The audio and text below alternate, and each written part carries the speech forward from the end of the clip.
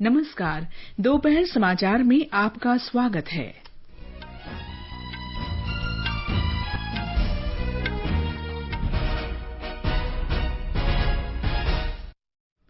देश में 25 लाख से ज्यादा कोविड-19 मरीज स्वस्थ हो चुके हैं।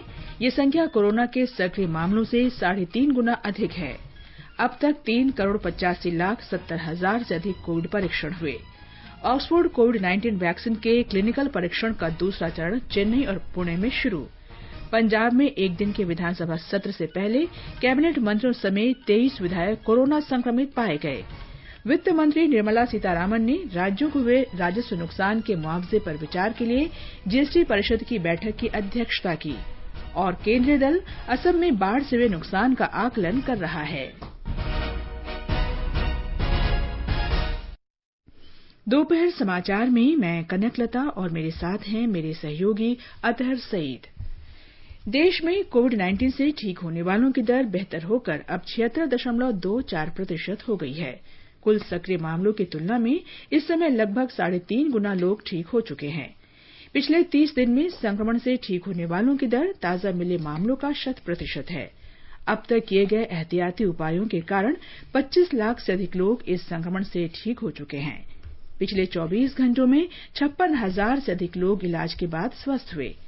तमिलनाडु, बिहार, हरियाणा और गुजरात में ठीक होने वालों की दर 80% से अधिक है।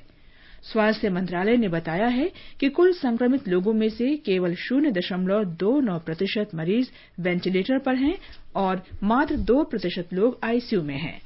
मृत्यु दर भी तेजी से घटकर 1.83% पर आ गई है। असम, केरल, बिहार, ओडिशा, तेलंगाना, त्रिपुरा, आंध्र प्रदेश और चंडीगढ़ में मृत्यु दर 1% से भी कम है। पिछले 24 घंटों में संक्रमण के 75,000 से अधिक मामले दर्ज किए गए। संक्रमण के कुल मामलों की संख्या 33,10,235 हो चुकी है। इस समय देश में संक्रमण के 7,25,991 सक्रिय मामले हैं। कल 1,023 मौतों के साथ कोरोना से मरने वालों की संख्या 60,472 हो गई है। देश में कोविड जांच की क्षमता लगातार बढ़ रही है। पिछले 24 घंटों के दौरान करीब 9,25,000 नमूनों का परीक्षण किया गया है। इस तरह अब तक कुल 3,85,76,000 से अधिक लोगों की जांच की जा चुकी है। परीक्षण संख्या बढ़ने के बावजूद संक्रमण की दर तेजी से घट रही है। जांच का साप्ताहिक औसत करीब 8% रह गया है। देश में प्रति 10 लाख की आबादी में से 27,000 लोगों की जांच हो रही है। केंद्रीय स्वास्थ्य मंत्रालय ने बताया है कि जांच, पता लगाने और इलाज की रणनीति के बाद ये उल्लेखनीय सफलता प्राप्त की गई है। दैनिक जांच के साप्ताहिक औसत के कारण अब तक देश में जुलाई के पहले सप्ताह में करीब 2,30,000 लोगों की जांच की संख्या बढ़कर वर्तमान सप्ताह में 8 लाख से अधिक हो गई है। सरकार का कहना है कि परीक्षण प्रयोगशालाओं के लगातार विस्तार के कारण इतनी बड़ी सफलता मिली है। इस वर्ष जनवरी में केवल एक प्रयोगशाला थी, जबकि आज इसकी संख्या बढ़कर 1,550 हो गई है। इनमें से 993 सरकारी और 557 निजी प्रयोगशालाएं हैं। पुणे के सीरम इंस्टीट्यूट ऑफ इंडिया द्वारा विकसित किए जा रहे ऑक्सफोर्ड कोविड-19 वैक्सीन के दूसरे चरण का परीक्षण कल से शुरू हो गया। पुणे के मेडिकल कॉलेज और अस्पताल के अधिकारियों ने बताया कि परीक्षण के दौरान 2 पुरुषों को टीके लगाए गए। भारतीय विद्यापीठ के मेडिकल कॉलेज, अस्पताल और अनुसंधान केंद्र के चिकित्सा निदेशक डॉक्टर संजय लालवानी ने बताया कि 5 स्वयंसेवकों पर कोविड-19 और एंटीबॉडी परीक्षण किए गए थे। उनमें से 3 स्वयंसेवकों के एंटीबॉडी परीक्षण की रिपोर्ट सकारात्मक आई, इसीलिए वे परीक्षण के लिए अयोग्य हुए थे। परीक्षण में कोविशील्ड वैक्सीन का पहला शॉट दिया गया और एक अन्य 48 वर्षीय पुरुष स्वयंसेवक को भी यह टीका दिया गया। डॉक्टर ने बताया कि सभी 25 उम्मीदवारों को अगले 7 दिनों में वैक्सीन दी जाएगी। निवेदिता, आकाशवाणी समाचार, मुंबई। चेन्नई में 2 प्रमुख चिकित्सा संस्थानों ने ऑक्सफोर्ड विश्वविद्यालय द्वारा विकसित टीका कोविशील्ड के दूसरे और तीसरे चरण का परीक्षण शुरू कर दिया है। और ब्यौरा हमारे संवाददाता से। चेन्नई, ऑक्सफोर्ड यूनिवर्सिटी और एस्ट्राजेनेका द्वारा संयुक्त रूप से विकसित कोविशील्ड वैक्सीन का परीक्षण करने के लिए भारत के 17 स्थानों में से एक है। सरकारी राजीव गांधी जनरल अस्पताल और Shri Ramachandra institute of higher education and research शहर के 2 संस्थान हैं जो परीक्षण करते हैं। चेन्नई में परीक्षण के अध्ययन का समन्वय करने वाले सार्वजनिक स्वास्थ्य के राज्य निदेशक डॉक्टर टी.एस. सेल्वा विनयागम ने बताया कि 18 वर्ष से अधिक की आयु के स्वस्थ स्वयंसेवकों को इसके नैदानिक परीक्षण में शामिल किया जा रहा है। वायरल रोगजनक के खिलाफ श्वेत रक्त कणिकाओं में टी कोशिकाओं पर 14 दिनों तक और एंटीबॉडीज को प्रशासित करने के बाद उन पर 28 दिनों तक नजर रखी जाती है। वायरस और कई अन्य कारकों को खत्म करने के लिए उनकी प्रभावशीलता की परीक्षण के दौरान पूरी तरह से जांच की जाएगी। चेन्नई से जयसिंह के साथ समाचार कक्ष से अरुण होरा। मिजोरम में पिछले 24 घंटों के दौरान कोरोना वायरस के 7 नए मामले सामने आए हैं और 9 मरीजों को स्वस्थ होने के बाद छुट्टी दे दी गई है। राज्य में कोविड-19 के कुल मामलों की संख्या 974 तक पहुंच गई है। सरकारी बयान के अनुसार 473 रोगी स्वस्थ हो चुके हैं, जबकि 501 मरीजों का इलाज चल रहा है। तेलंगाना में कोविड-19 के 2,795 नए मामले मिलने से वहां अब संक्रमित लोगों की संख्या 1,14,883 हो गई है। कल 872 लोगों को इलाज के बाद अस्पताल से छुट्टी दे दी गई। राज्य में स्वस्थ होने वालों की दर बढ़कर 75.2% हो गई है। अब तक 86,095 मरीज संक्रमण से ठीक हो चुके हैं। यहां कल 9 लोगों की मौत के साथ ही संक्रमण से मरने वालों की संख्या 788 हो गई है। इस बीच ग्रेटर हैदराबाद नगर निगम में कोविड संक्रमण के 449 नए मामले मिले हैं। रंगारेड्डी में भी पिछले 24 घंटे में 268 लोग संक्रमित हुए हैं। भारतीय चिकित्सा अनुसंधान परिषद आईसीएमआर, इंस्टीट्यूट ऑफ न्यूट्रिशन और राज्य सरकार ने 3 जिलों में सेरो सर्वे का दूसरा चरण शुरू कर दिया है। इसमें 1,200 लोगों का औचक परीक्षण करके कोरोना वायरस के फैलाव का पता लगाया जाएगा। अरुणाचल प्रदेश में कल कोविड-19 के सर्वाधिक 143 रोगी सामने आए। इन्हें मिलाकर राज्य में कुल मामलों की संख्या 3,555 हो गई है। इस बीच 55 रोगी बीमारी से ठीक हुए हैं। राज्य में इस समय संक्रमण के कुल 927 मामले हैं। 2,563 लोगों को इलाज के बाद छुट्टी दे दी गई है और 5 लोगों की मौत भी हुई है। केंद्रीय सामाजिक न्याय और अधिकारिता राज्य मंत्री कृष्णपाल गुर्जर कोविड-19 से संक्रमित हो गए हैं। एक ट्वीट में उन्होंने ये जानकारी देते हुए कहा कि जो लोग पिछले कुछ दिनों से उनके संपर्क में आए हैं वे अपनी जांच करा लें तथा आवश्यक सावधानी बरतें। पंजाब में कैबिनेट मंत्री सुखजिंदर सिंह रंधावा, श्याम सुंदर अरोड़ा और गुरदीप सिंह कंगर सहित 23 विधायक कोरोना संक्रमित हो गए हैं। ये सभी विधायक और मंत्री कल की बैठक में भाग नहीं ले पाएंगे। राज्य विधानसभा का 1 दिवसीय मानसून सत्र कल होगा। ये सत्र संविधान के प्रावधानों के अंतर्गत आयोजित किया गया है, जिसके अनुसार 2 सत्रों के बीच 6 महीने से अधिक का व्यवधान नहीं होना चाहिए। पश्चिम बंगाल सरकार ने अनलॉक प्रक्रिया के एक हिस्से के रूप में 6 शहरों से उड़ानों पर लगे प्रतिबंधों को आंशिक रूप से हटा दिया है। ब्यौरा हमारी संवाददाता से। पश्चिम बंगाल सरकार द्वारा लिए गए एक निर्णय में 6 बड़े शहरों से आने वाली उड़ानें शुरू हो सकती हैं। 1 सितंबर 2020 से दिल्ली, मुंबई, पुणे, नागपुर, चेन्नई और अहमदाबाद से उड़ानें सप्ताह में 3 बार पश्चिम बंगाल आएंगी। हालांकि उड़ान संचालन को लॉकडाउन के दिनों में निलंबित कर दिया जाएगा, अर्थात 7, 11 और 12 सितंबर 2020 को यह रद्द रहेंगी। कोलकाता से प्रियंका। कर्नाटक के उप मुख्यमंत्री अश्वत्थ नारायण ने डिग्री कॉलेजों को 1 सितंबर से खोलने की घोषणा की है। बंगलुरु में कल संवाददाताओं से बातचीत में उन्होंने कहा कि सभी डिग्री कॉलेजों में ऑनलाइन कक्षाएं अगले महीने की 1 तारीख से और ऑफलाइन कक्षाएं 1 अक्टूबर से शुरू होंगी। डॉक्टर अश्वत्थ नारायण ने कहा है कि डिग्री कॉलेजेस आरंभ करने का निर्णय विद्यार्थियों के भविष्य को देख कर लिया गया है। नीट परीक्षा पर आपत्ति करने वालों के बारे में मंत्री ने खेद प्रकट करते हुए कहा कि कुछ लोग विद्यार्थियों के भविष्य के साथ खेल रहे हैं। उन्होंने कहा कि कुछ लोग सीट भर्ती की व्यवस्था पर रुकावट लाकर योग्यता के बजाय व्यक्तिगत लाभ की ओर नजर बनाए हुए हैं। कर्नाटका का उदाहरण देते हुए उन्होंने कहा कि यहाँ सीईटी परीक्षा किसी भी समस्या के बगैर संपन्न हुई। सुधींद्र, आकाशवाणी समाचार, बेंगलुरु। राजस्थान सरकार ने धार्मिक स्थलों को 7 सितंबर से खोलने का निर्णय लिया है। मुख्यमंत्री अशोक गहलोत ने कल कोविड-19 की स्थिति की समीक्षा के दौरान ये निर्णय लिया। इस बीच राज्य में कोरोना संक्रमण के मामलों में लगातार वृद्धि देखने को मिल रही है। एक रिपोर्ट।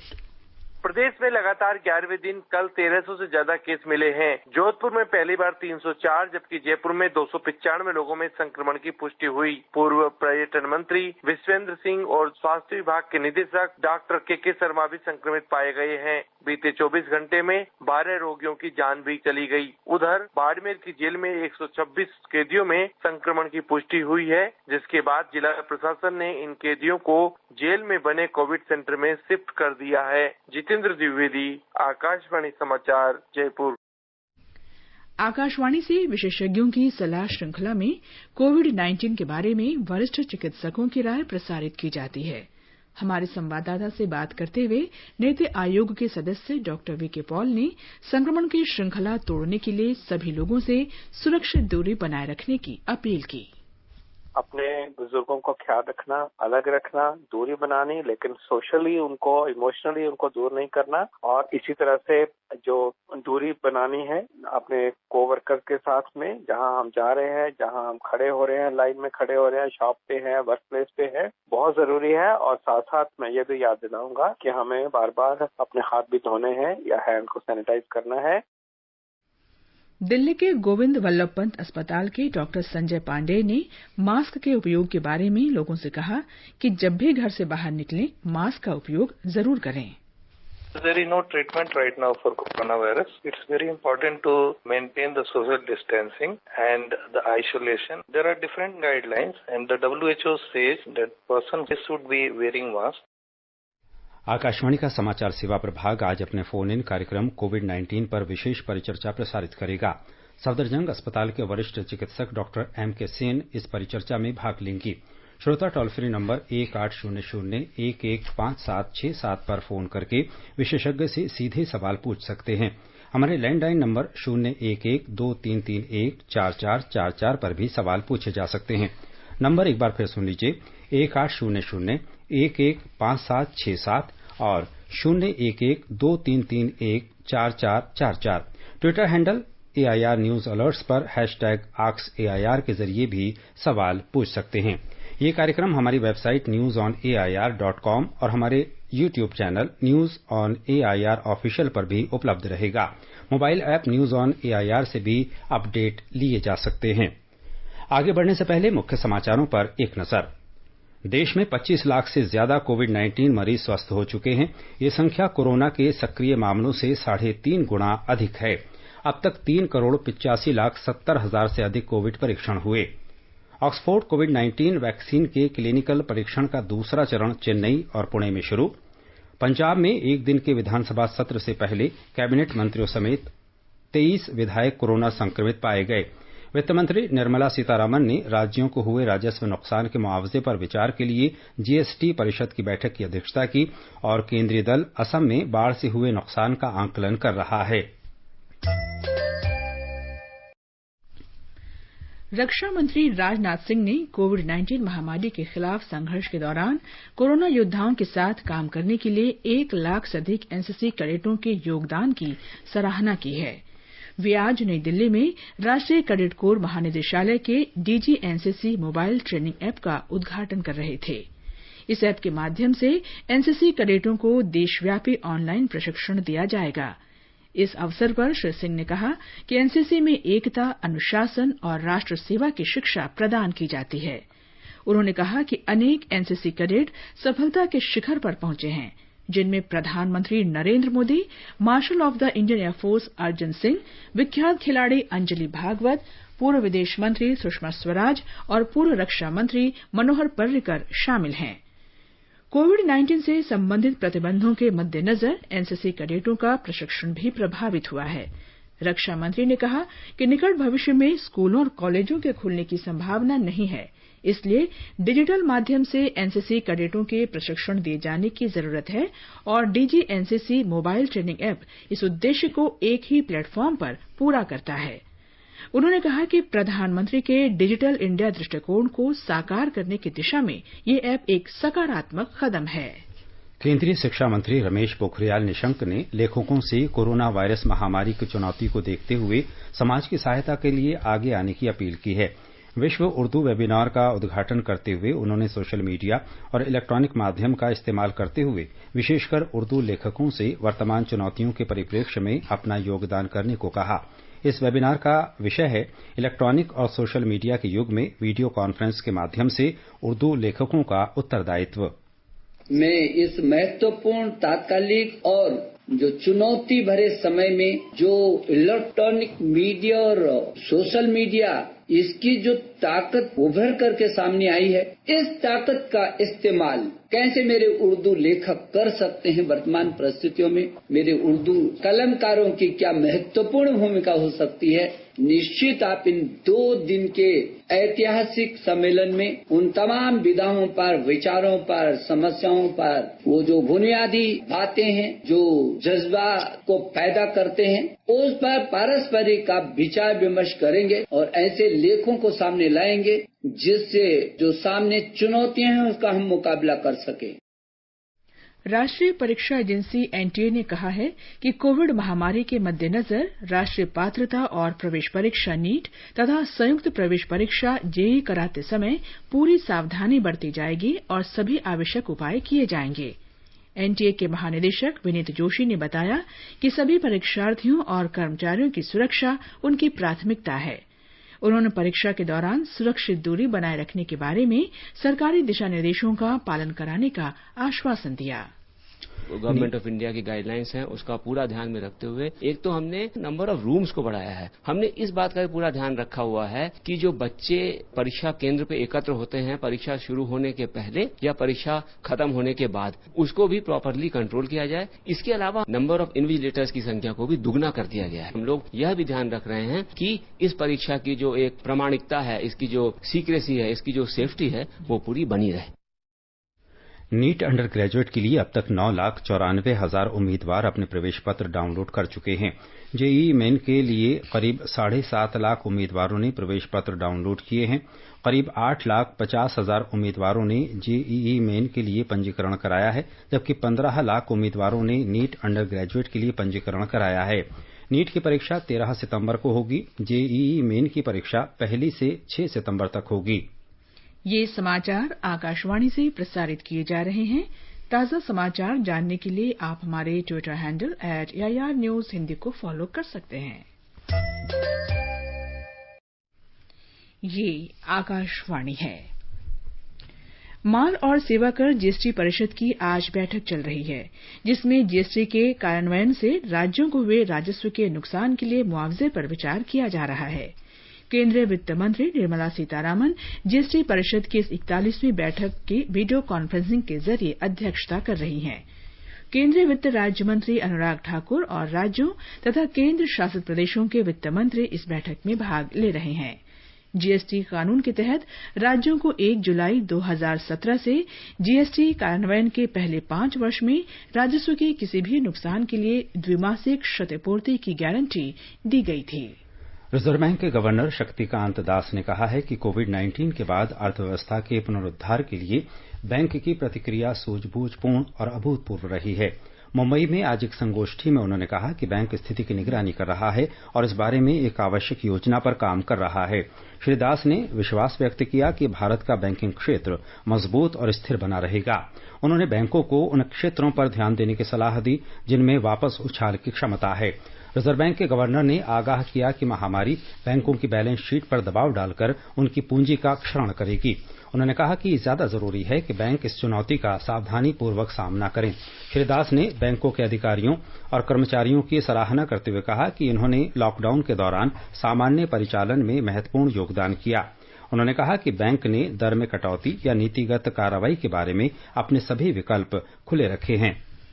उपराष्ट्रपति एम वेंकैया नायडू ने युवाओं में उद्यमिता की भावना को बढ़ावा देने का आह्वान किया है, ताकि देश को सही अर्थों में आत्मनिर्भर बनाया जा सके। वे आज सामाजिक उत्थान और भूदान के बारे में गांधी जी के विचारों का प्रचार करने में विनोबा भावे के योगदान पर एक संगोष्ठी को वीडियो कॉन्फ्रेंस के माध्यम से संबोधित कर रहे थे। उपराष्ट्रपति ने कहा कि हमें प्रत्येक नागरिक की उद्यमिता और प्रौद्योगिकी की क्षमता का उपयोग करना चाहिए। उन्होंने कहा कि आत्मनिर्भरता प्राप्त करने के लिए स्थानीय संसाधनों का भरपूर इस्तेमाल किया जाना चाहिए। What we are trying to now build is Sakshat Bharat, Swabhiman Bharat, and Atmanirbhar Bharat that Vinobaji and Gandhiji has thought of. The concept of equitable opportunities for the growth to all, irrespective of caste, creed, sex, religion, and region. Essential values individuals as individuals rather than as members of some social or economic group. Welfare of each and every citizen. सूचना और प्रसारण मंत्री प्रकाश जावड़ेकर ने कहा है कि fake news paid news से भी अधिक खतरनाक है। औद्योगिक संस्था internet and mobile association of India द्वारा आयोजित एक वर्चुअल समारोह को संबोधित करते हुए श्री जावड़ेकर ने कहा कि फेक न्यूज से शांति भंग होने की बहुत अधिक संभावना होती है। उन्होंने कहा कि सामाजिक मीडिया मंच पर जनमत को भ्रमित करने का रुझान जनसाधारण के लिए बहुत खतरनाक है। Fake news has caused divisive social media campaigns, fanned separatist movements, intensified political conflicts, and the fake news campaigns across the world is lack of targeted legislation, lack of media literacy and awareness, and wider penetration of mobile and internet services, low cost of benefit ratio, low risk detection, anonymity and plausible deniability. उन्होंने कहा कि सरकार ने fake news पर अंकुश के लिए वास्तविक जांच दल गठित की है जो डिजिटल माध्यम पर पेश की गई सूचनाओं की जांच पड़ताल करेगा।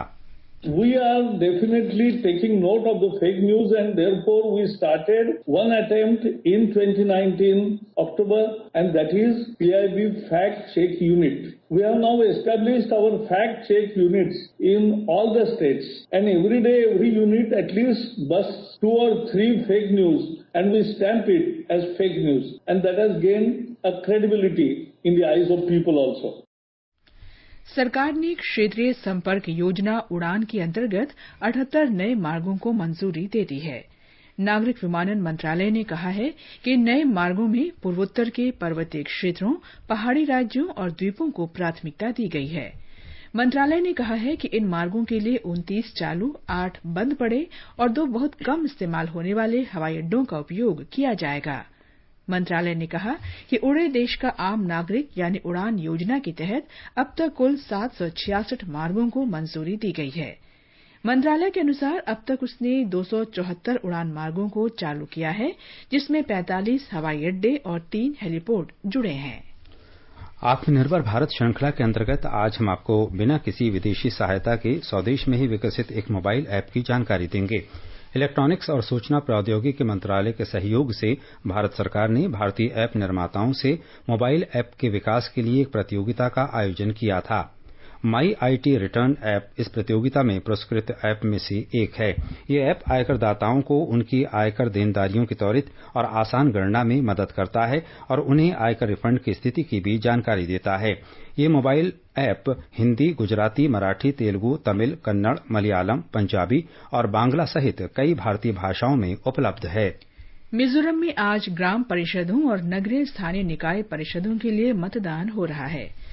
सुचारू मतदान के लिए पूरी व्यवस्था और मतदाताओं के बीच सुरक्षित दूरी रखी गई है। राज्य में कुल 4,54,180 मतदाता 558 ग्राम परिषदों के प्रतिनिधि चुनेंगे। राज्य निर्वाचन आयोग ने कोविड-19 के मद्देनजर 24 स्थानीय परिषदों के चुनाव स्थगित कर दिए हैं। जम्मू कश्मीर में सांबा के जिला विकास आयुक्त रोहित खजूरिया ने कल अधिकारियों के साथ बैठक की। इस दौरान विभिन्न कल्याणकारी योजनाओं के लाभार्थियों के बैंक खातों को आधार के साथ जोड़ने की प्रगति की समीक्षा की गई। बैठक में राष्ट्रीय सामाजिक सहायता कार्यक्रम, विवाह सहायता कार्यक्रम, एनएफएसए, मनरेगा और अन्य संबंधित योजनाओं के तहत लाभार्थियों के बैंक खातों को आधार के साथ जोड़ने के बारे में विस्तृत विचार विमर्श किया गया।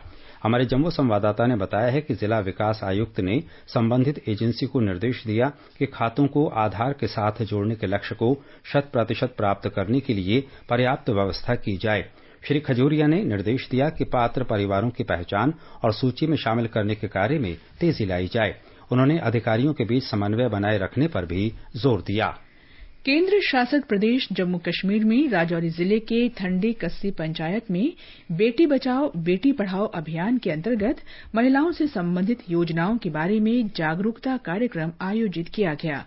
राजौरी के महिला शिक्षा केंद्र के इस कार्यक्रम में सुकन्या समृद्धि योजना, जननी सुरक्षा योजना, उज्ज्वला योजना और महिलाओं की सुरक्षा से संबंधित कानूनों के बारे में जानकारी दी गई। महिला कल्याण अधिकारी डॉ अनम मिर्जा और जिला समन्वयक नजमा शेख तथा संजना ठाकुर ने उपस्थित महिलाओं को जन्म से पूर्व शिशु के लिंग परीक्षण को रोकने के कानून तथा विभिन्न छात्रवृत्तियों के बारे में जानकारी दी।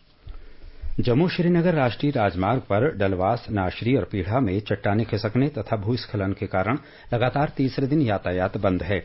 270 किलोमीटर लंबे इस मार्ग पर कल भी कई स्थानों पर भूस्खलन हुआ।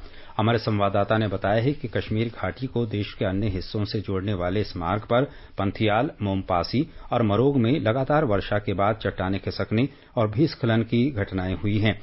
आवश्यक सामग्री ले जा रहे सैकड़ों वाहन मार्ग के दोनों ओर फंसे हुए हैं। लगातार वर्षा के कारण मरम्मत और मलबा हटाने के काम में बाधा आ रही है।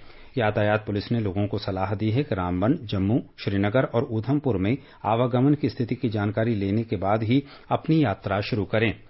केंद्र शासित प्रदेश बनने के बाद लद्दाख आज पहला शहीद दिवस मना रहा है। लेह में शहीद स्मारक पर लद्दाख बौद्ध संघ द्वारा आयोजित सादे समारोह में विभिन्न दलों के वरिष्ठ नेताओं ने शहीदों को श्रद्धांजलि अर्पित की। इन शहीदों ने लद्दाख को अनुसूचित जनजाति और केंद्र शासित प्रदेश का दर्जा दिलाने के संघर्ष के दौरान अपने प्राणों की आहुति दी थी। ये समाचार हमारी वेबसाइट newsonair.com हिंदी और हमारे mobile app news on AIR पर भी उपलब्ध हैं। दोपहर समाचार में आपका फिर स्वागत है। असम में बाढ़ से हुए नुकसान का जायजा लेने के लिए वहां पहुंचे केंद्रीय दल ने काम शुरू कर दिया है। ये दल नुकसान के मूल्यांकन का काम कल तक जारी रखेगा। असम के राज्य आपदा प्रबंधन प्राधिकरण के मुख्य कार्यकारी अधिकारी एमएस मणिवन्नन ने आकाशवाणी को बताया कि इस 6 सदस्यीय दल को 3 हिस्सों में बांटा गया है। The team is visiting in 3 different locations, 3 different parts of the state today. They are in the field now. And one team is visiting Golpara, Barpeta and Bongaigaon districts. And one team is going to Majuli, Lakhimpur. And another team is visiting Nagaon and Kolaghat, Kaziranga areas. And they'll be visiting the devastated flood damage areas and they'll be talking to the people. They'll see the damages caused due to flood. And they'll have discussions with the district administration over there. And they'll make their own assessment. They'll submit a report. And after that, we will submit a final memorandum to Government of India.